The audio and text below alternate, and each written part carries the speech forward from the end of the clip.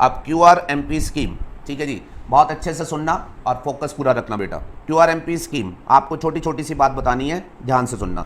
QRMP scheme full form आप बहुत जानते हैं, क्वार्टरली रिटर्न मंथली पेमेंट। बेटा ये स्कीम जो है ये किन के लिए है, ये स्कीम किन के लिए है? सबसे पहला क्वेश्चन, QRMP किसके लिए है बेटा? आपको याद है सेक्शन 39 रिटर्न का सेक्शन है, 39 सब सेक्शन 1। इसमें बेटा नॉर्मल सप्लायर अपनी रिटर्न फाइल करते हैं, यस नॉर्मल सप्लायर, और इनकी रिटर्न कौन सी होती है बेटा? GSTR 3B। और बेटा नॉर्मल सप्लायर के साथ क्या कैजुअल TP भी हम यही बात करते हैं, यस। तो जो आपका सेक्शन 39(1) है जिसमें ये नॉर्मल सप्लायर और कैजुअल TP ये बेटा अपनी GSTR 3B फाइल करते हैं।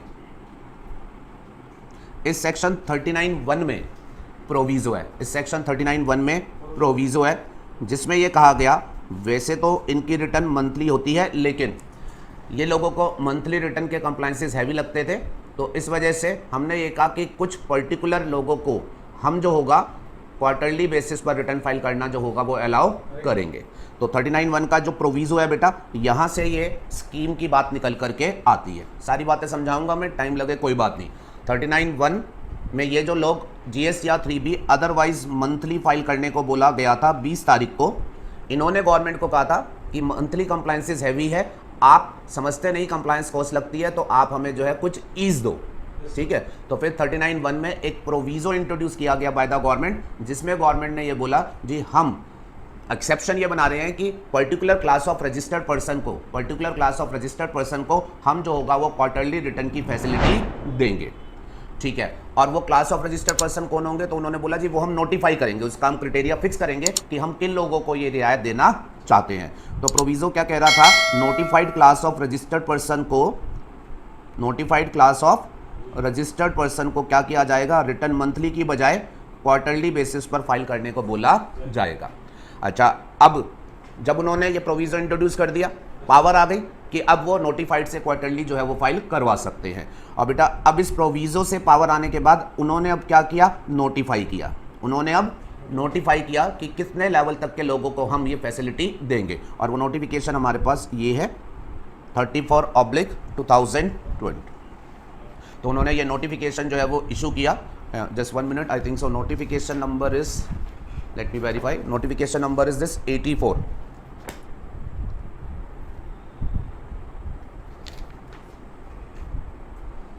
This is, I am sorry, this is 84। तो उन्होंने नोटिफिकेशन इशू किया 84/2020, यानी कि number you are not supposed to remember, तो there is no reason that आप कंफ्यूज हो, सिंपली नोटिफाइड लोगों के लिए उन्होंने बताया।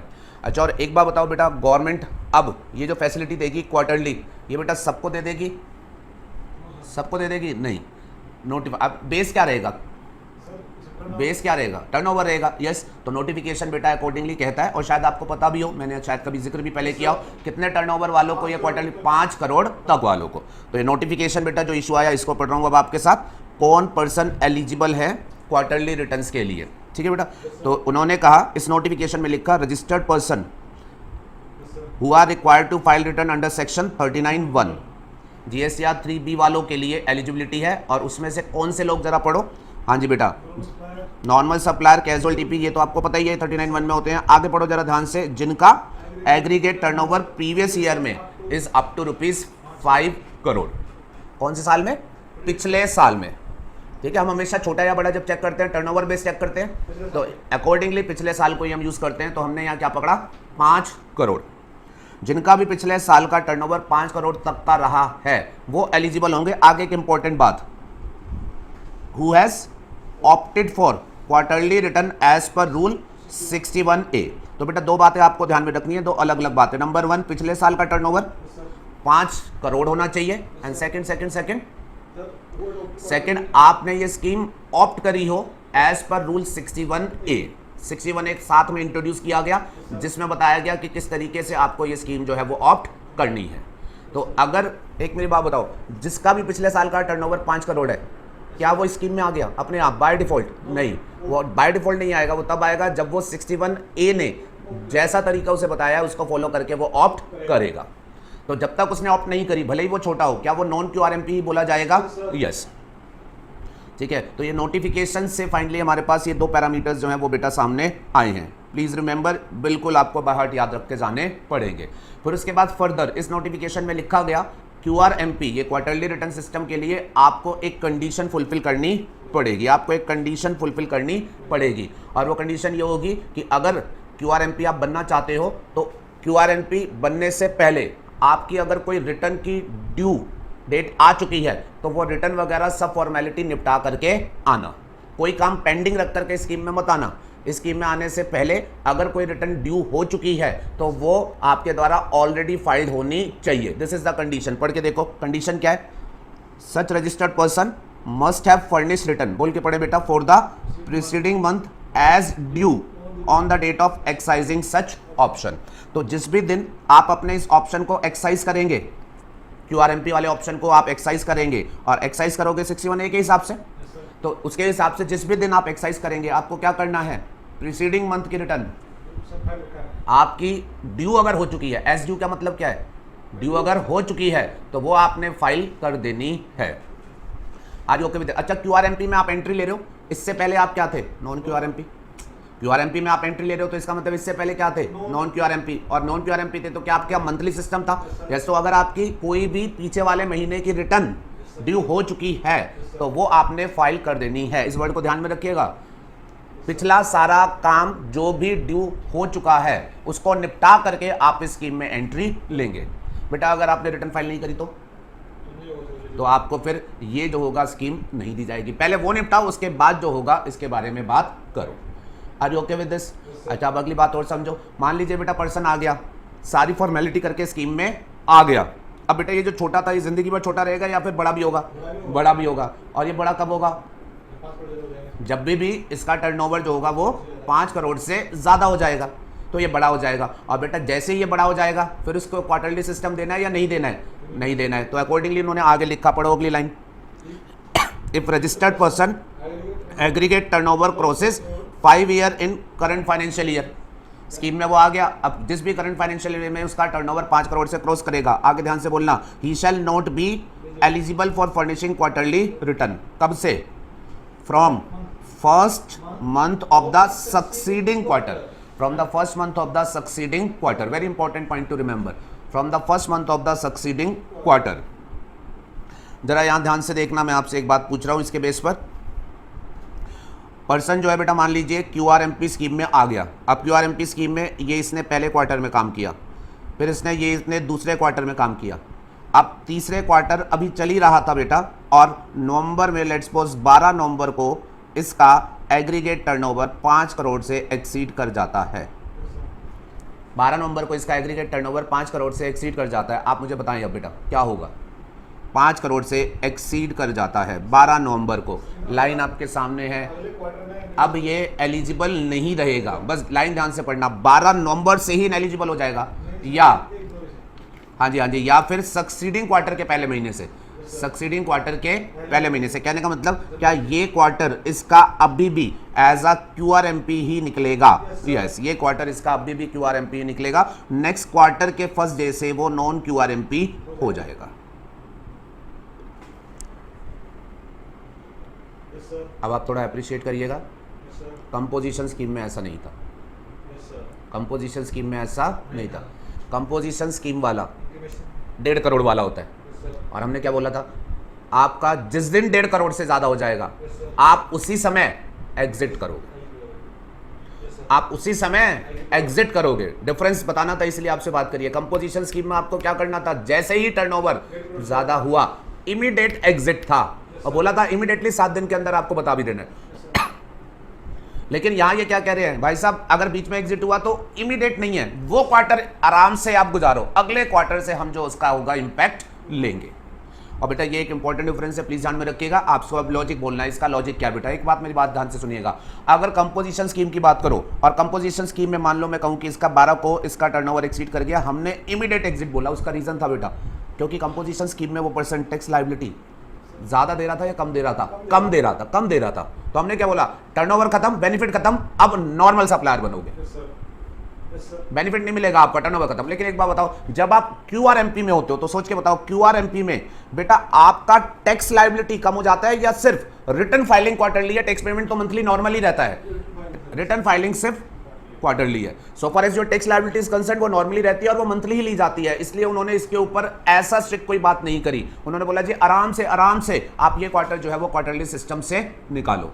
और बेटा अगर आप अप्रिशिएट कर पाए तो एक लाइन मुझे ये और बता दीजिएगा, क्या होता अगर गलती से उन्होंने ये कह दिया होता होगा नहीं इमीडिएटली एग्जिट होगा, इफेक्ट इमीडिएट आएगा, तब पता है क्या होता, ये आधा पीरियड इसकी क्वार्टरली रिटर्न देते आगे, और ये जो ये वाला कुछ पीरियड है और ये वाला है इसकी मंथली देते, समझ रहे हो। अब लेकिन आपको ऐसा नहीं करना पड़ेगा, ये क्वार्टर आप आराम से क्यूआरएमपी के तौर पर ही निकाल सकते हो। मैं आई प्रोसीड फर्दर? चलिए जी, तो ये पॉइंट अपना हाईलाइट कर लीजिएगा, first month of the succeeding quarter. This is a notification जिसने इस क्यूआरएमपी स्कीम के बारे में बात करी है। एक छोटा थ्योरी क्वेश्चन सबसे पहले यही बनेगा, who can work as the QRMP.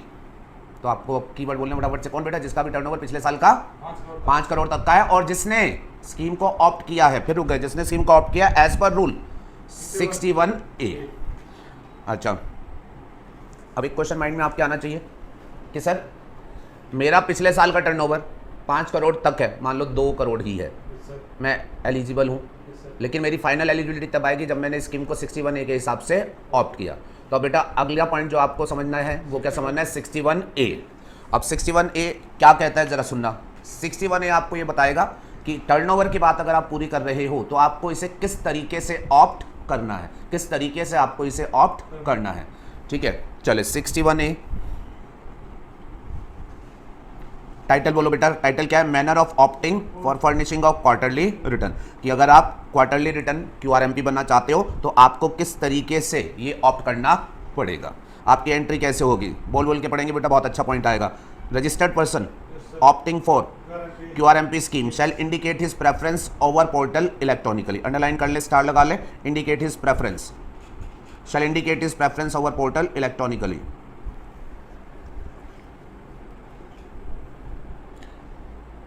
बताएंगे फटाफट से बेटा, आपको क्लाइंट पूछ रहा है जी मैं क्यूआरएमपी स्कीम में जाना चाहता हूं, एलिजिबल हूं मैं टर्नओवर के एंगल से, मैं कैसे जाऊंगा, फटाफट से जवाब दो, कैसे जाओगे बेटा। उन्होंने लाइन में क्या लिखा है, आपको क्या करना पड़ेगा, आप इसको लाइट मत लो, बहुत इंपॉर्टेंट वर्ड आएगा, आप कैसे जाएंगे, आपको पोर्टल पर अपनी प्रेफरेंस को इंडिकेट करना पड़ेगा। सुनिएगा बेटा, लाइन ने सिर्फ ये बोला है आप इंडिकेट करेंगे अपनी प्रेफरेंस, किसी तरीके का कोई इंटीमेशन फाइल करने को नहीं बोला। कंपोजिशन स्कीम में क्या बोला गया था, एंट्री लेनी है तो वो उस फॉर्म में इंटीमेशन दो। यहां पर ऐसा कुछ नहीं बोला गया कि आपको कोई स्पेसिफिक फॉर्म में इंटीमेशन देना है, सिंपली आपको क्या जाना है, आप पोर्टल जाओ, पोर्टल पर वहां पर आपको टैब नजर आएगा कि आप क्वार्टरली बनना चाहते हो, आप वहां पर जो है वो उसे क्लिक कर दो, दैट्स सफिशिएंट, किसी स्पेसिफिक फॉर्म में कोई इंटीमेशन देने की जरूरत नहीं है। अब आप दिमाग में डिफरेंसेस चलेंगे तो फिर क्वेश्चन ये भी आएगा सर ऐसा क्यों, उससे कह रहे हैं इंटीमेशन दो, इससे कह रहे हैं इंटीमेशन मत दो। जरा सुनिएगा बेटा, कंपोजिशन सप्लायर वाले का क्या ई क्रेडिट लेजर ब्लॉक करना था, यस। क्यूआरएमपी वाले का क्या ई क्रेडिट ब्लॉक करना है, नो।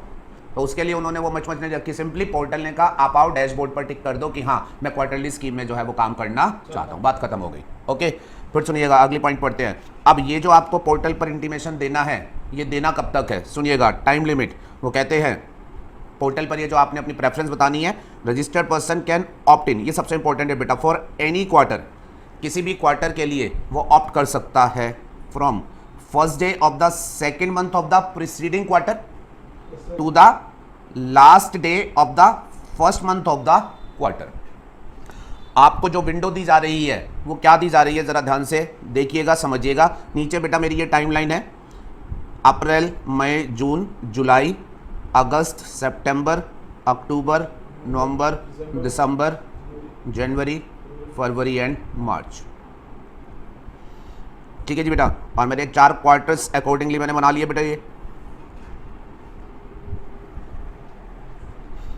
ध्यान दो बेटा, अब आप मान लीजिए ये आपका क्वार्टर 1, इधर ध्यान दो भाई, अप्रैल मई जून के लिए आप इस स्कीम को जो है वो लेना चाहते हो।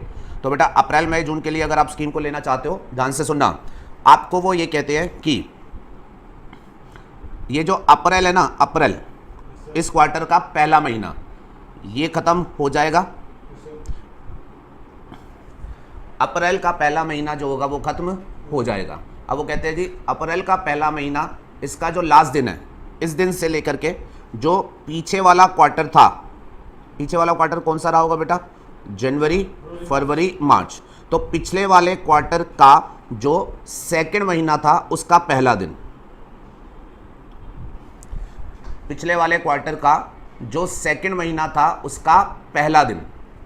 एक बार बोलेंगे बेटा फिर से, आपको ऑप्शन एक्सरसाइज करना है फ्रॉम, बोलो बेटा, from first day of the second month of preceding quarter.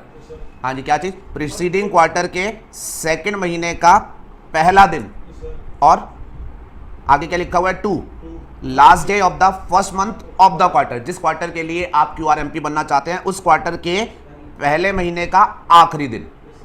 आपको इस विंडो के अंदर अपनी प्रेफरेंस पोर्टल पर जो है वो बतानी है। अगर आप क्वार्टर 1 के लिए, अगर आप इस क्वार्टर के लिए जो है वो QRMP स्कीम में जाना चाहते हैं। Are you okay with this? Yes. और आप मुझे बताएंगे, एम्फेसिस लेंगे, रिपीट करेंगे, अप्रैल मई जून क्वार्टर के लिए इस आदमी को क्या पिछले क्वार्टर में ही बताना है या ये अप्रैल मई जून के क्वार्टर में भी बता सकता है? अप्रैल मई जून के क्वार्टर के लिए अगर ये कंपोजिशन, अगर ये सॉरी इस QRMP स्कीम में जाना चाहता है, अगर ये QRMP स्कीम में जाना चाहता है, बेटा बोलो, क्या पिछले महीने, पिछले क्वार्टर में बता सकता है? यस। और क्या इस क्वार्टर में भी पहले महीने तक बता सकता है? यस। ये विंडो है इसके पास, इसके अंदर जो है वो इसे जो है वो बताना है। क्वार्टर 1 के लिए अगर ये ऑप्ट इन करना चाहता है तो इसे इतने पीरियड के अंदर जो है वो पोर्टल पर इंडिकेट कर देना है। और बेटा ये आगे जो लिखा हुआ है इसको ये ठीक करो, ऑप्टिंग फॉर Q2 करो, Q3 करो, Q4 करो, एंड आगे क्वार्टर 1 ऑफ नेक्स्ट ईयर करो।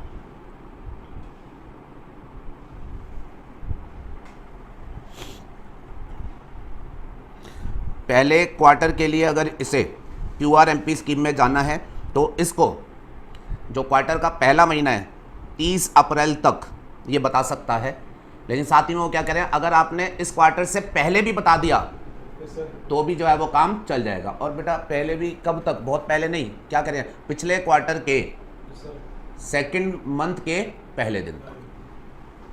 Are you okay with this? इतने पीरियड के अंदर आपको प्रेफरेंस बता देनी है। एक बार प्रैक्टिस करके देखो फटाफट से। आप मान लीजिए अब जो सेकंड क्वार्टर है, जुलाई, अगस्त, सितंबर, अगर आप इस क्वार्टर से स्कीम में एंट्री चाहते हैं, अगर आप इस क्वार्टर से स्कीम में एंट्री चाहते हैं तो आपको क्या करना है? सिंपल सा लॉजिक है। आपको क्या करना है, जिस क्वार्टर में एंट्री चाहते हो उस क्वार्टर के पहले महीने के आखिरी दिन कभी भी बता दो। यस। और अगर आप पीछे बताना चाहो तो पीछे कहाँ थे? पिछले क्वार्टर के सेकंड महीने का पहला दिन। बोल नहीं पा रहे? पिछले क्वार्टर के सेकंड महीने का पहला दिन। तो ये बेटा ये विंडो आपकी बन गई। इस विंडो में कभी भी आप अपनी प्रेफरेंस बता दोगे तो आप सेकंड क्वार्टर के लिए जो है वो स्कीम में एंट्री ले लोगे।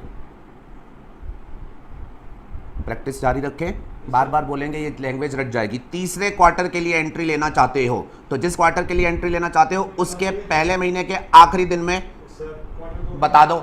और अगर पिछले क्वार्टर में ही बता दोगे तो भी चल जाएगा, लेकिन पिछले क्वार्टर में कब? सेकंड महीने के पहले दिन। तो आपने सेकंड महीने के पहले दिन से लेकर के इस क्वार्टर के आखिरी, पहले महीने के आखिरी दिन तक अगर पोर्टल पर इंडिकेट कर दिया तो आप इस क्वार्टर 3 के लिए जो होगा वो QRMP स्कीम में एंट्री ले पाओगे। एंड ऐसे ही लास्ट रिपीट करते हुए, अगर आप लास्ट क्वार्टर आपका कौन सा बेटा? जनवरी, फरवरी, मार्च। अगर आप इस क्वार्टर के लिए स्कीम में एंट्री लेना चाहते हो, बोलना मत छोड़ो बेटा, तो आपको क्या करना पड़ेगा? इस क्वार्टर के पहले महीने के आखिरी दिन तक कभी भी बता सकते हो। और अगर पहले ही बता देना चाहते हो तो प्रीसीडिंग मंथ के, प्रीसीडिंग क्वार्टर के सेकंड महीने का पहला दिन आपने कभी भी पोर्टल पर अपना बता दिया, आप क्वार्टर 4 के लिए जो होगा वो काम कर लोगे। And so on, next year के क्वार्टर की बात जो होगी वो आप हैंडल कर सकते हो। बेटा ये आपको प्लीज़ ध्यान में रखना है, with a little bit of practice हो जाएगा। और मैं आपको बताऊं, जैसे मैं बोल रहा हूं अगर वैसे ध्यान में रखोगे तो कभी दिक्कत नहीं आएगी। जिस भी क्वार्टर के लिए आना चाहते हो, जिस भी क्वार्टर के लिए आना चाहते हो, आपको उसके पहले महीने के एंड तक बताना पड़ेगा। इतना याद रख लोगे। और अगर आप उससे भी पहले बता दो तो चल जाएगा। पहले कब तक? पिछले क्वार्टर के सेकंड तक। अच्छा, सेकंड मंथ का पहला दिन क्यों पकड़ा बेटा, एक बात बताओगे? पिछले क्वार्टर के पहले महीने के आखिरी दिन तक तो उसी क्वार्टर में एंट्री ले सकते थे? यस और नो? यस भाई, ये जो क्वार्टर है कोई भी एक ले लो, अप्रैल मई जून, मैंने क्या बोला, अप्रैल के एंड तक बता करके आप उसी क्वार्टर में एंट्री ले सकते थे। उस क्वार्टर में एंट्री आपकी कब बंद हो गई? अप्रैल मई जून में आप 30 अप्रैल तक बताते तो उसी क्वार्टर में एंट्री हो सकती थी। अगर आपने 30 अप्रैल तक नहीं बताया, बोलो ना फटाफट से, 30 अप्रैल तक नहीं बताया तो मई में क्या आप अप्रैल में एंट्री ले सकते हो? नहीं। और अगर समझ आ गया तो मई में बताओगे तो अप्रैल में एंट्री नहीं है, इसका मतलब क्या है? मई में बताओगे अप्रैल में एंट्री नहीं है तो इसका मतलब क्या, अगले क्वार्टर में एंट्री है। बड़ा इजी है याद रखना, लिखा उन्होंने जिस भी स्टाइल से हो, एक बार बोलोगे जरा ध्यान से, अप्रैल मई जून, आपको इन्होंने क्या बोला, इस क्वार्टर में क्यूआरएमपी बनना चाहते हो, सिंपल याद रख लो। तो कब तक बन सकते हो? 30 अप्रैल तक बता दो, बन जाओगे। अगर 30 अप्रैल तक नहीं बताया तो इस क्वार्टर में नहीं बनोगे, और इस क्वार्टर में नहीं बनोगे का मतलब क्या हो गया, फिर अगले क्वार्टर में बनोगे। ऐसे याद रख लो। यस और नो? यस। और अगर ये बात समझ आ गई बेटा, अगर मैं मई में बताऊंगा या जून में बताऊंगा तो मैं इस क्वार्टर 1 में नहीं बनूंगा, मैं किस में बनूंगा? अगले क्वार्टर में। नहीं आई बात समझ? और अगला क्वार्टर जुलाई अगस्त सितंबर, अब इसके बोलो जुलाई अगस्त सितंबर में क्या मैं जुलाई अगस्त तक बताकर, जुलाई एंड तक बता करके आ सकता था? यस। और क्या पीछे मई और जून में भी बता के आ सकता था? यस। तो यही तो बोल रहे हैं इतनी देर से। Are you okay with this? कुछ ज्यादा याद ना रहे तो सिंपली ऐसा याद रख लो ना कि हाँ, जिस क्वार्टर में भी आना चाहते हो उसके पहले महीने के आखिर तक बता देना, क्योंकि उसके बाद बताओगे तो नेक्स्ट क्वार्टर से आपको जो होगी वो एंट्री मिलेगी। Are you okay with this? Yes. ये बड़ा आसान पॉइंट है। अब मुझे एक बात बताना, ये जो इतना सारा समझ आया, मुझे उम्मीद है आपको समझ आया, तो इतना बता देना बेटा, ये सब पढ़ के आपको क्या समझ आ रहा है? क्या आप साल में किसी पॉइंट ऑफ टाइम पर भी, साल में मतलब क्या किसी 20 साल के बीच में भी आप क्यूआरएमपी बन सकते हो? यस। कंपोजिशन स्कीम में ऐसा नहीं था। कंपोजिशन स्कीम में क्या था, जिस भी साल में एंट्री लेनी थी साल से पहले बताना था, साल के शुरुआत से स्कीम जो होगी वो आपकी स्टार्ट होती थी। I hope I am clear? Yes. और बेटा नीचे देखो मैंने जो पॉइंट लिखा है, अगर आपको समझ आया हो, मैंने क्या लिखा है, ये मेरा कमेंट है, facility to opt in is available throughout the year. Yes और नो? Registered person need not to opt in for every quarter. इस लाइन को अंडरलाइन करो, स्टार लगाओ, और एक बार मुझे बोलो, अगर इसने एक बार एंट्री ले ली तो क्या ये हर साल हर क्वार्टर में बताएगा, या एक बार एंट्री ले ली तो कंटिन्यू रहेगा? कंटिन्यू रहेगा। तो ऑप्ट इन साल में थ्रू आउट कभी भी कर सकता है, लेकिन एक बार ऑप्ट इन कर लिया तो उसके बाद उसे हर क्वार्टर पर पोर्टल पर जाके बोलने की जरूरत नहीं, मैं क्यूआरएमपी हूं, मैं क्यूआरएमपी हूं, वो अपने आप ही क्यूआरएमपी के स्टेटस में कंटिन्यू रहेगा। अच्छा, और आप में से कितने लोगों को याद है कि जब भी क्यूआरएमपी बनोगे तो एक शर्त जरूर पूरी करनी है? क्या शर्त पूरी करनी है? कि आपकी अगर कोई रिटर्न ड्यू हो चुकी है तो वो आपने फाइल कर दी हो। और वो बेटा रूल 61A ने भी दोहराते हुए बात लिखी है, उधर नोटिफिकेशन ने भी लिखा हुआ था, इधर रूल 61A भी इस बात को दोहराते हुए लिख रहा है कि registered person must file the return due as on the date of exercise of option else it will not be eligible. Are you okay with this? I am pretty sure आपको ये बात समझ आई होगी।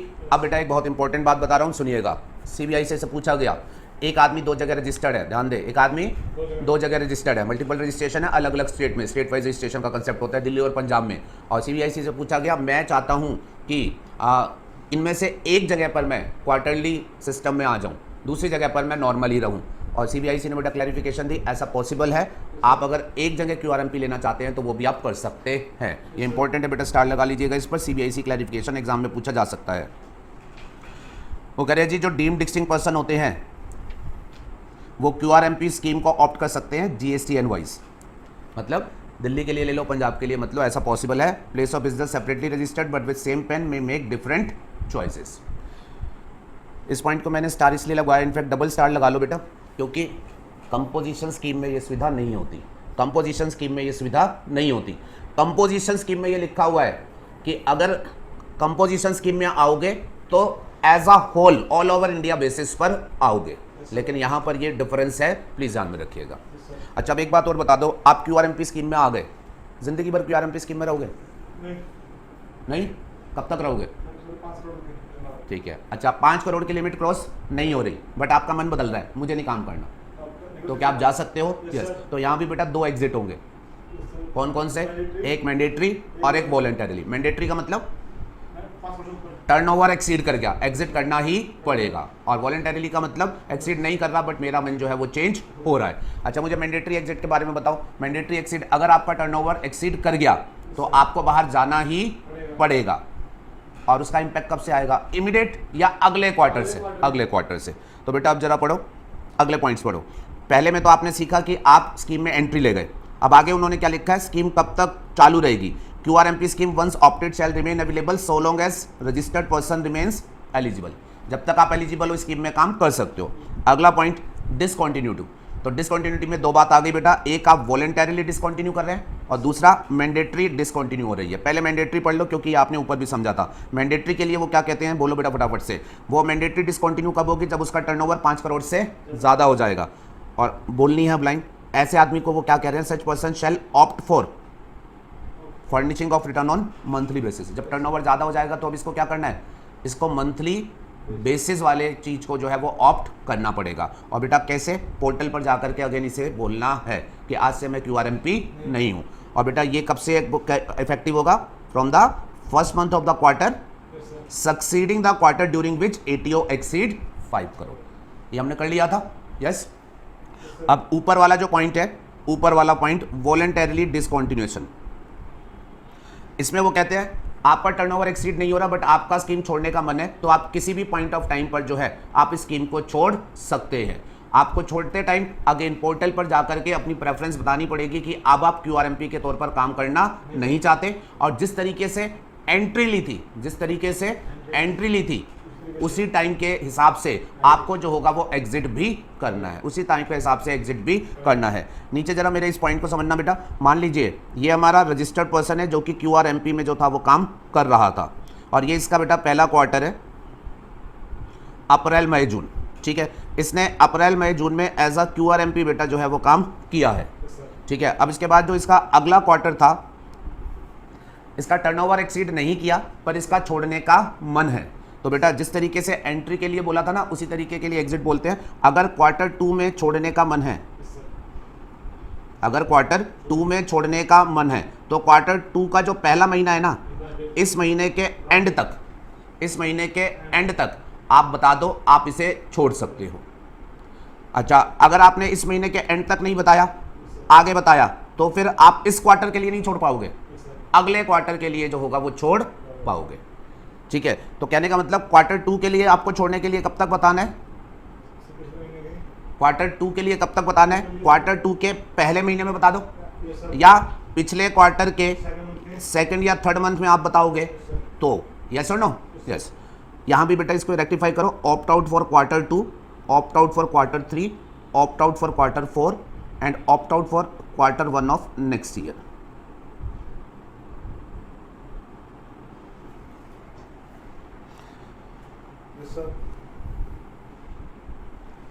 I hope I am comfortable, I am नहीं, you are comfortable. हाँ जी, चले जी। तो बेटा प्लीज़ सिंपल हो गया है, ऑप्ट इन ऑप्ट आउट, सिंपल याद रख लेना है। आओगे कैसे,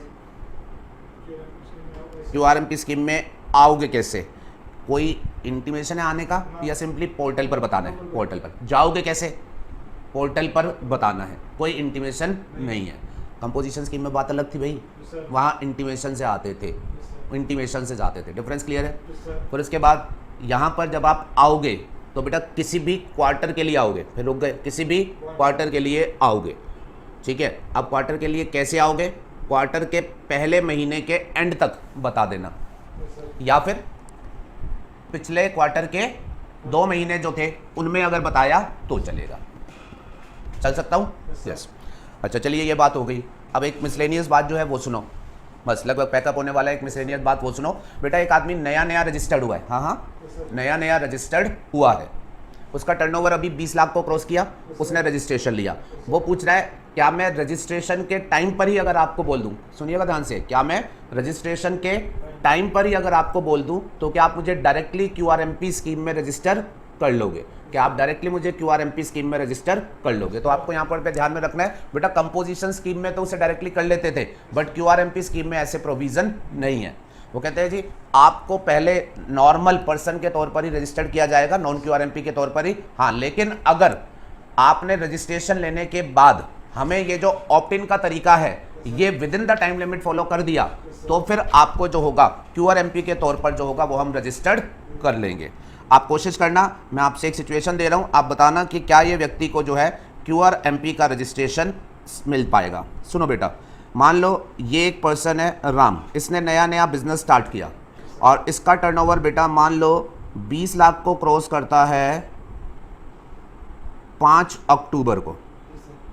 5 अक्टूबर को इसका टर्नओवर जो है वो 20 लाख को क्रॉस कर लेता है एंड इसके साथ ही let's suppose he becomes liable for registration. ठीक है, राम सर्विस सप्लाई करता था, थ्रेशोल्ड सबको पता है ना 20 लाख है, वो 20 लाख की लिमिट अक्टूबर को क्रॉस कर रही है। अब बेटा क्वार्टरली अगर बात करो तो ये पहला क्वार्टर, ये दूसरा, ये तीसरा और ये चौथा, तो तीसरे क्वार्टर में उसकी लिमिट एक्सीड कर रही है, रजिस्टर्ड कराया बेटा उसने। अब आंसर दो भाई फटाफट से। उसने ना ना ना ना ना उसका रजिस्ट्रेशन उसके पास 5 अक्टूबर का है। और बेटा आप मुझे बताओ अक्टूबर नवंबर दिसंबर रजिस्टर्ड हो गया ये 5 अक्टूबर को। अब मुझे बताओ वैसे अक्टूबर नवंबर दिसंबर इस क्वार्टर के लिए ये कब तक, जो आपने सीखा है ये कब तक ऑप्ट कर सकता था? अक्टूबर नवंबर दिसंबर के लिए अक्टूबर के लास्ट तक ऑप्ट कर सकता था और इसके हाथ में रजिस्ट्रेशन 5 अक्टूबर को आ गया है। तो अगर ये अक्टूबर एंड तक, बोलो बेटा फटाफट से, अक्टूबर एंड तक अगर ये पोर्टल पर अपना प्रेफरेंस इंडिकेट कर देगा तो क्या ये इस क्वार्टर के लिए QRMP बन जाएगा? यस, डेफिनेटली ये QRMP जो होगा वो बन जाएगा। लेकिन थोड़ा सा चेंज करता हूँ, अगर मान लो बेटा इसको जो रजिस्ट्रेशन है वो लेट्स सपोज 6 दिसंबर को मिला है, अगर इसको रजिस्ट्रेशन जो है बोलो भाई 6 दिसंबर को मिला है, अब आप आंसर करो 6 दिसंबर को अगर मिला है तो बेटा ये वाला जो क्वार्टर था इसके लिए तो आप अक्टूबर तक मैक्सिमम बता सकते थे। अगर आप दिसंबर में बताओगे तो ये इस क्वार्टर के लिए नहीं मिलेगा, मतलब क्या ये अगले क्वार्टर से QRMP में काम कर पाएगा? यस। चार्ट देखो, अब चार्ट पर मैंने लिखा QRMP scheme is available only to a registered person, a person becoming liable for registration 22 या 24 में कहीं भी हो and applying for registration cannot opt for QRMP scheme in the registration application itself। वो एप्लीकेशन में डायरेक्टली नहीं registered होगा, first he needs to get himself registered by following the registration procedure। post registration he can opt for QRMP scheme by indicating his preference on the portal within the time limit specified in the rule 61A। अब बेटा अगर question समझ आ गया हो तो अगर इस आदमी को रजिस्ट्रेशन मिल गया होगा क्वार्टर के पहले महीने में, क्वार्टर के पहले महीने में, जो मैंने यहाँ इलस्ट्रेशन में क्या बताया, अगर 5 अक्टूबर को मिल गया, क्वार्टर के पहले महीने तक मिल गया तो फिर क्या होगा, इसी में इसको ये मिल जाएगा। ठीक है जी, तो फिर QRMP स्कीम इमीडिएटली इसको मिल जाएगी।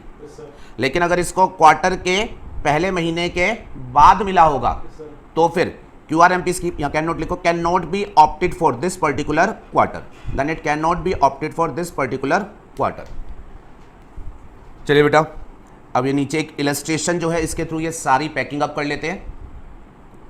बेटा बस इलस्ट्रेशन ही करेंगे, परेशान मत हो, बाकी कंसेप्ट नेक्स्ट लेक्चर में करेंगे। चलो, फाइनेंशियल ईयर,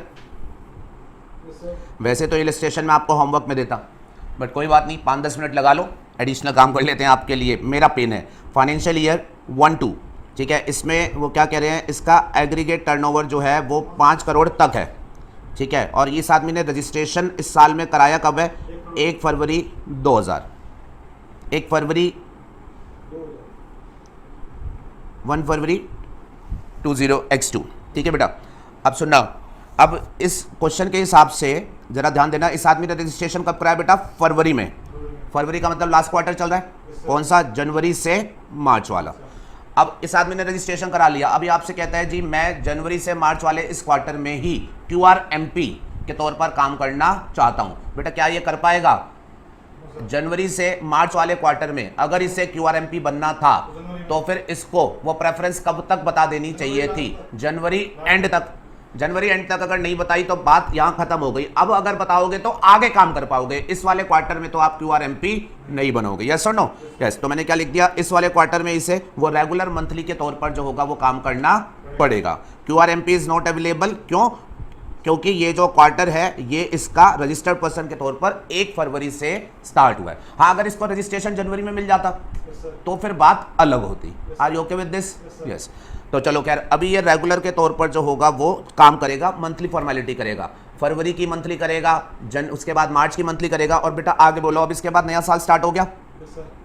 तो फाइनेंशियल ईयर 2, 0, 2 एंड 3। अब इसमें बेटा 4 क्वार्टर मैंने मेंशन करके रख दिए, 4 क्वार्टर मैंने मेंशन करके रख दिए। अब जरा कोशिश करो इसमें इंफॉर्मेशन क्या दी जा रही है। अब इस साल में इसका एग्रीगेटेड टर्नओवर 5 करोड़ को क्रॉस कर रहा है। कब क्रॉस कर रहा है बेटा? 1 नवंबर को। 1 नवंबर का मतलब कौन से क्वार्टर में?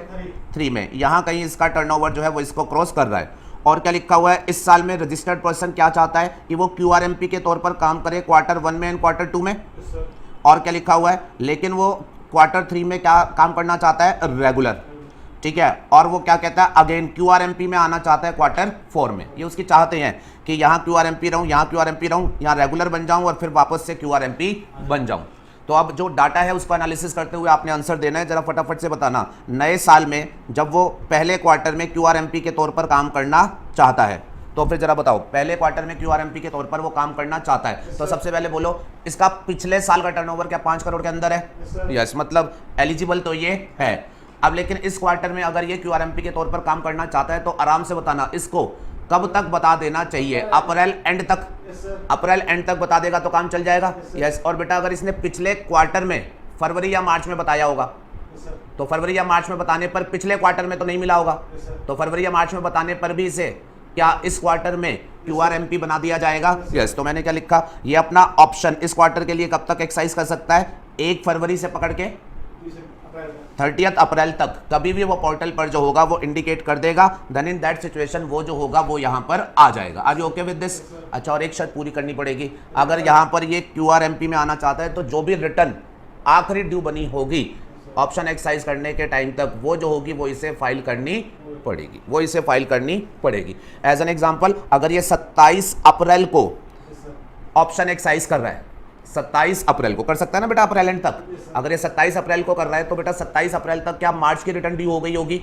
यस। तो वो इसे डेफिनेटली जो होगी वो फाइल करनी पड़ेगी। आई hope this is clear. Yes. चलो अगली बात करो। यहाँ पर ये क्यूआरएमपी बन गया, अब ये क्वार्टरली वाले सिस्टम में आ गया। अगले क्वार्टर में भी क्या ये क्यूआरएमपी ही रहना चाहता था? यस। और बेटा अगले क्वार्टर में क्यूआरएमपी रहने के लिए क्या फिर से पोर्टल पर बताना है या ऑटोमेटिकली चलेगा? ऑटोमेटिकली चलेगा। फिर उसके बाद बेटा अगले क्वार्टर में ध्यान दीजिएगा, अगले क्वार्टर में ये क्या बनना चाहता था? रेगुलर। अगले क्वार्टर में ये क्या बनना चाहता था? रेगुलर। और मैं आपको बता दूं अगले क्वार्टर में ये रेगुलर बनना चाहता था। अब यहां पर हुआ क्या, मुझे ये बताओ। अगर अगले क्वार्टर में ये रेगुलर बनना चाहता है तो इसे क्या करना पड़ेगा ये बताओ पहले। ये तो अगले क्वार्टर में शुरुआत से ही माइंड में है ना इसके कि मैं तो बाहर निकलना चाहता हूं, तो ये टर्नओवर का वेट करेगा या ये तो पहले ही निकल सकता है? पहले निकल सकता है। कब तक निकल सकता है बेटा? अगर इसने अक्टूबर एंड तक, नहीं आया बात समझ में, अगर इसने अक्टूबर एंड तक बता दिया या फिर पिछले ही क्वार्टर में अगस्त और सितंबर, मतलब 1 अगस्त से लेकर के इसने 31 अक्टूबर तक कभी भी बता दिया तो क्या ये स्कीम से बाहर हो जाएगा? Yes, wonderful. अब बेटा अब इसके बाद अगले क्वार्टर में इसके मन में क्या आ रहा है? मैं फिर से क्यूआरएमपी में आ जाऊं, लेकिन ये आ नहीं पाएगा। क्यों नहीं आ पाएगा? क्योंकि ये जो क्वार्टर 3 था इसमें नवंबर को इसका टर्नओवर 5 करोड़ से एक्सीड कर गया था। And once your turnover is exceeded 5 crore तो फिर आप क्यूआरएमपी स्कीम में आ ही नहीं सकते। खत्म हो गई कहानी। ये साल इसका खत्म हो गया। उसके बाद अगले साल में अगर मैं आपसे पूछूं अगले साल में क्या ये क्यूआरएमपी स्कीम में काम कर पाएगा? Answer is no. क्यों नहीं कर पाएगा? क्योंकि बेटा इसके पिछले साल में क्या 5 करोड़ का टर्नओवर एक्सीड हो चुका है। Yes. And once your previous year turnover has exceeded 5 crore तो फिर आप आगे किसी भी क्वार्टर के लिए एज अ क्यूआरएमपी जो है वो काम नहीं कर सकते। आई hope this illustration is clear. तो बेटा अब हमारा ये जो रजिस्टर्ड पर्सन है क्यूआरएमपी वाला, फटाफट से पैकिंग अप कर लेना। अब इसको फाइनली आपको क्या समझ आया? क्यूआरएमपी वाला बेटा कितने तरीके से टैक्स दे सकता है? 2। एक नॉर्मल तरीका जो इसका सेल्फ असेसमेंट मेथड बोला जाता है, और दूसरा कौन सा बेटा? स्पेशल प्रोसीजर जिसको हम क्या बोलते हैं? Fixed sum method. And fixed sum method is optional. मेरे ख्याल से आप समझ ही रहे हैं, notification was very much clear. Yes और नो? यस। अच्छा, जो नॉर्मल इसका मैनर है वो बेटा इसका हमने कहाँ पढ़ा है? 61 रूल में। 61 रूल पूरा पढ़ाया ना। और ये जो स्पेशल प्रोसीजर है ये कहां से आया? सेक्शन 148 के इस नोटिफिकेशन से। आपको ये भले ही याद ना रखने हो बट आपको बैकएंड पे पता होना चाहिए कि कहां से कौन सी बात आई है। ठीक है। अब जो सेल्फ असेसमेंट मेथड था जो आपने पूरा कर लिया, यहां उसका विजुअल प्रेजेंटेशन है फास्ट। बेटा self assessment method month 1, month 2 and month 3। ठीक है जी। क्या करना पड़ेगा? सेल्फ असेसमेंट में पूरी मेहनत है। हर महीने बैठ करके अपनी कैश लायबिलिटी निकालनी पड़ेगी और वो जो होगी 25 तारीख तक चालान से क्या कर देनी है? डिपॉजिट। और अगर गलती से लेट डिपॉजिट किया तो क्या इंटरेस्ट भी लगेगा? यस। अच्छा, और जब जब डिपॉजिट होगा क्या ई कैश लेजर में डिपॉजिट एंट्री हो जाएगी? यस। पर और कहीं कोई एंट्री नहीं होगी, और कहीं कोई एंट्री नहीं होगी। फिर महीना 2 नेट कैश लायबिलिटी, अगेन 25 तारीख तक चालान से डिपॉजिट करके पे करो, लेट हुए होगे तो फिर इंटरेस्ट लगेगा। और बेटा जो भी डिपॉजिट करोगे ई कैश में क्या डिपॉजिट एंट्री हो जाएगी? यस। लेकिन कहीं और कोई एंट्री नहीं होगी। फिर उसके बाद तीसरा महीना, तीसरे महीने का अब रिटर्न की तैयारी करना। यस और नो? क्योंकि अब क्वार्टर खत्म हो गया, अब आप क्या करोगे? रिटर्न की तैयारी। और बेटा अब क्या करना? रिटर्न जब तैयार करोगे अगर उसमें फिर से कुछ डिपॉजिट करने की जरूरत पड़ेगी तो क्या करोगे? डिपॉजिट करना। यस और नो? रिटर्न पूरी तैयार करोगे और कुछ भी फर्दर डिपॉजिट करना पड़ता है तो क्या करोगे? डिपॉजिट करोगे। और बेटा अगर ये रिटर्न टाइम से नहीं करी, लेट हुई यहां पर, तो क्या यहां भी इंटरेस्ट लगेगा? यस और नो? यस। और मुझे बोलो अब जो आप डिपॉजिट करोगे रिटर्न के साथ, रिटर्न दे दोगे, अब क्या होगा? सिर्फ डिपॉजिट की एंट्री होनी है या अब सारे अपडेशन हो जाने हैं? सारे अपडेशन हो जाने हैं। E cash ledger, e credit ledger, even your e liability ledger, वो टोटल एंट्री से जो होगा वो अपडेट हो जाएंगे। कहीं कोई दिक्कत हो तो बताओ, या पूरा क्लियर है? क्लियर है जी, बिल्कुल। चलो चल सकता हूं आगे बेटा? चलिए अब अगली बात बताओ फटाफट से। हाँ, रिटर्न्स की ड्यू डेट 22-24 क्या कभी एक्सटेंड हो सकती है? यस। एक्सटेंशन, और एक्सटेंशन के प्रोविजन कहाँ लिखे हुए हैं? 39(6) में। ठीक है। और बेटा ये जो चलान है, चलान ये वाले 25 वाले, क्या इनका भी एक्सटेंशन हो सकता है? यस। रूल 61 ने बता रखा था, जरूरत पड़ी तो इनका भी एक्सटेंशन हो सकता है। सारी बातें आ गई आपके चार्ट में। अब फिक्स्ड सम मेथड फटाफट से और बोल दो बेटा। फिक्स्ड सम मेथड में क्या होगा? फटाफट से बोलो। फिक्स्ड सम मेथड में हम क्या करेंगे? हम हर महीने बैठ करके ये नहीं देखेंगे क्या बेचा और क्या किया। ठीक है? स्लो हो रहे हो? यस। तो बताओ फिर इसको कैसे हैंडल करेंगे? इसमें क्या देखेंगे? पीछे देखेंगे, हिस्ट्री देखेंगे, हिस्ट्री। ठीक है। और हिस्ट्री में क्या देखना है कि पिछले साल नहीं, पिछले क्वार्टर। हिस्ट्री में देखना क्या है? पिछले क्वार्टर ये क्या था। अगर पिछले क्वार्टर बेटा इसने क्वार्टरली GSTR 3B फाइल करी थी, मतलब ये QRMP था, तो फिर आपको क्या करना है? उस क्वार्टर में से कैश लायबिलिटी का 35% डिपॉजिट कर देना है। 35% प्रीवियस क्वार्टर की कैश लायबिलिटी का 25 तारीख तक डिपॉजिट कर देना है। अभी एनर्जी मत छोड़ो बेटा, क्योंकि फाइनल पैकिंग अब नजदीक है। कर दोगे? चलो। अच्छा, अब अगर ये डिपॉजिट करने में लेट हो गए फिर इंटरेस्ट लग जाएगा। बढ़िया। चलो टाइमली डिपॉजिट कर दिया, डिपॉजिट की एंट्री हो जाएगी पर और कहीं एंट्री नहीं होगी। अगला महीना बोलो बेटा। अगला महीना same 35% of cash liability previous quarter वाली। चलिए 25 तारीख तक डिपॉजिट कर देंगे, लेट होगा तो फिर इंटरेस्ट, और डिपॉजिट करते ही डिपॉजिट की एंट्री होगी और कोई एंट्री नहीं होगी। Are you comfortable? यस। तीसरे महीने के बाद, तो तीसरे महीने के बाद सेल्फ असेसमेंट करनी पड़ेगी या नहीं करनी पड़ेगी?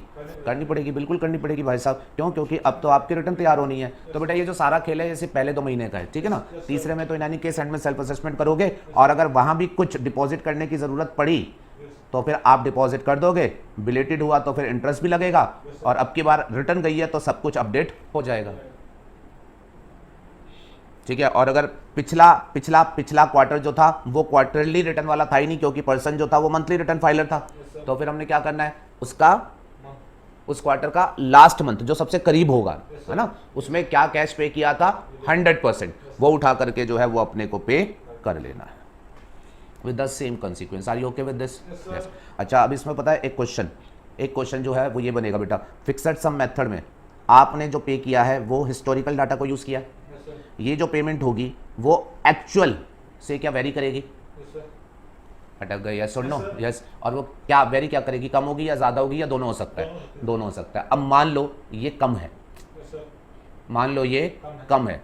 अब ये कम है, और ये कम है वो पता कब चलेगा? एंड में जाकर के। तो इससे इंटरेस्ट ले लेंगे?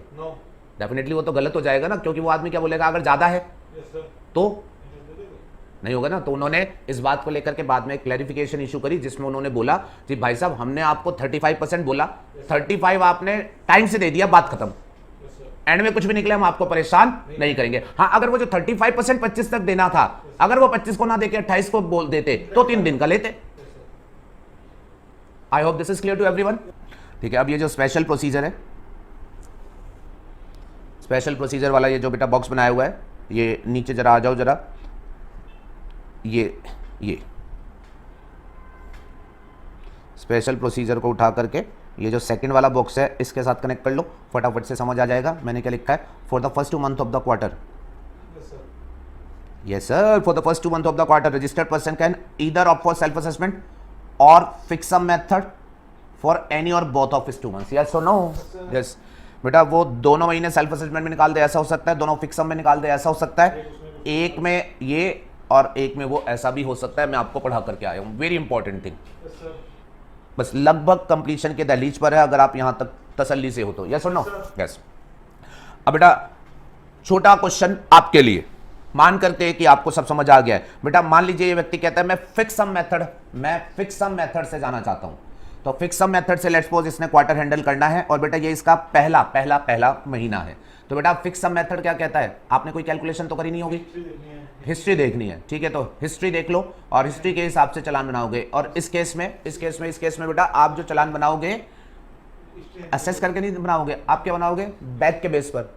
यस और नो? और मैं आपको बताऊं क्या ये जो बैक के बेस पर चालान बनाना है, इसमें पोर्टल आपकी कोई मदद कर सकती है? देखो अगर आपको खुद कैलकुलेट करके बनाना होता तो फिगर्स आपको डालनी होती। नहीं आया बात समझ में? लेकिन अगर हिस्ट्री देखनी है तो क्या पोर्टल के पास आपकी हिस्ट्री है? यस। और पोर्टल के पास आपकी हिस्ट्री है तो बेटा क्या पोर्टल आपको चालान में वो फिगर ऑटो फिल करके दे सकती है? क्या पोर्टल आपको वो फिगर ऑटो फिल करके दे सकती है? यस। देखिएगा जरा, अगर मैं एक चीज दिखाता हूं आप इस चीज को समझ पाए। बेटा मैं जाता हूं जीएसटी की पोर्टल पर, ध्यान दो, और जीएसटी की पोर्टल पर मैं कहता हूं मैं चालान बनाने आया हूं। सबसे पहले वो पूछेंगे चालान क्यों बना रहे हो, वजह बताओ।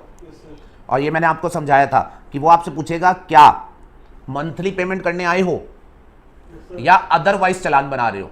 तो आपको ये टिक किया, आपने बोला हाँ मैं क्वार्टरली वाला हूं, मंथली पेमेंट करने आया हूं, मुझे बताना इसका रीजन। मैंने आपको क्या दिया था, क्या रीजन था?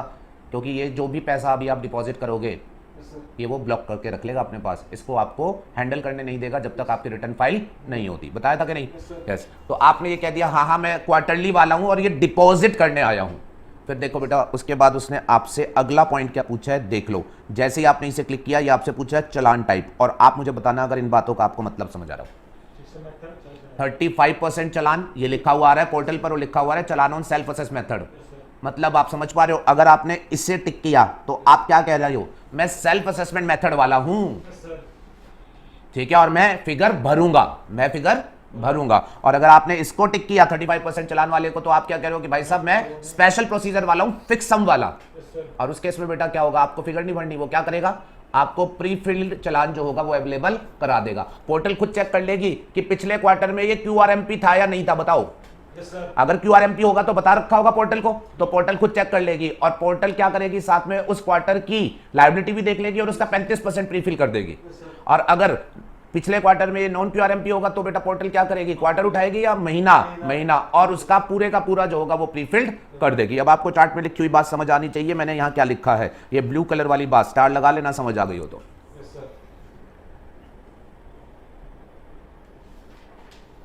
बात समझ आ जाती है बेटा?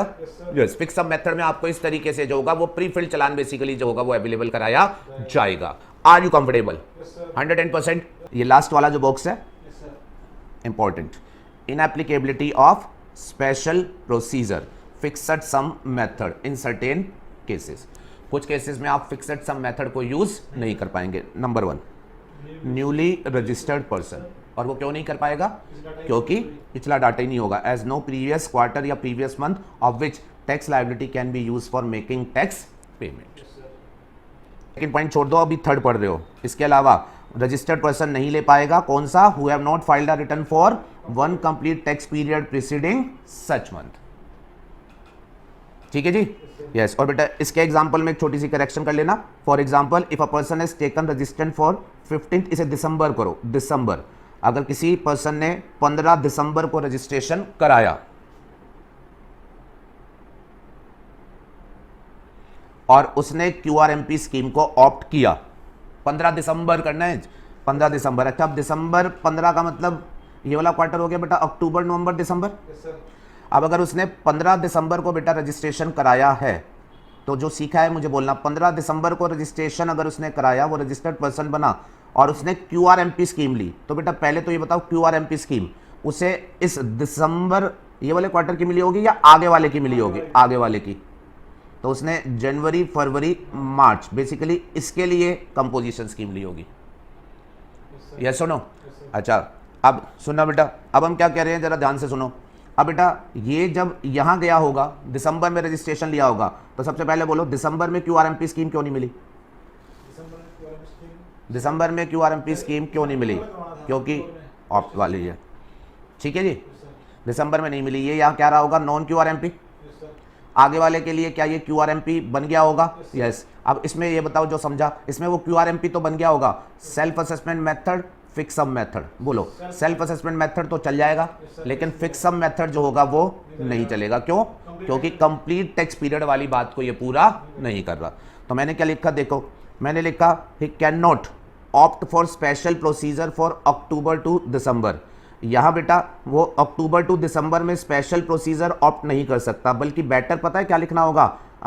स्पेशल प्रोसीजर की बजाय क्या लिखना बेटर होगा? वो क्यूआरएमपी ही ऑप्ट नहीं कर सकता। अक्टूबर टू दिसंबर में कर सकता है या नहीं कर सकता? नहीं कर सकता। तो ही can not opt for QRMP. और आगे आगे क्या लिखे? आगे वाले पीरियड में वो क्यूआरएमपी तो ऑप्ट कर सकता है, बट वो स्पेशल प्रोसीजर जो है उसको ऑप्ट नहीं कर सकता।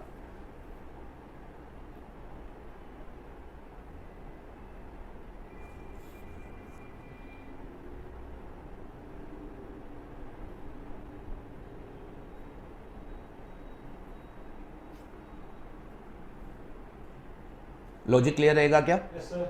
पक्के से? यस। अच्छा, लास्ट एंड फाइनल पॉइंट।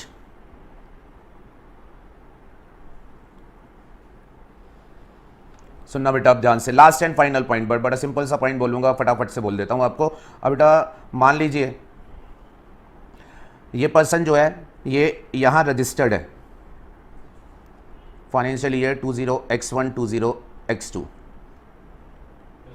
ठीक है। तो ये आदमी जो था यहाँ शुरुआत से ही मान लेते हैं ये रजिस्टर्ड है, ठीक है। और बेटा इसने लेकिन रजिस्ट्रेशन करा रखा है कंपोजिशन सप्लायर का। पॉसिबल है? यस। अब कंपोजिशन सप्लायर का सबको पता है, कंपोजिशन सप्लायर का मतलब ये सेक्शन 10 की स्कीम में काम कर रहा है, जिसमें ये टैक्स बड़ी कम रेट से दे रहा है, मान लो सिर्फ 1% वाला, लेकिन पीछे से कोई आईटीसी लिए बगैर ये काम कर रहा है।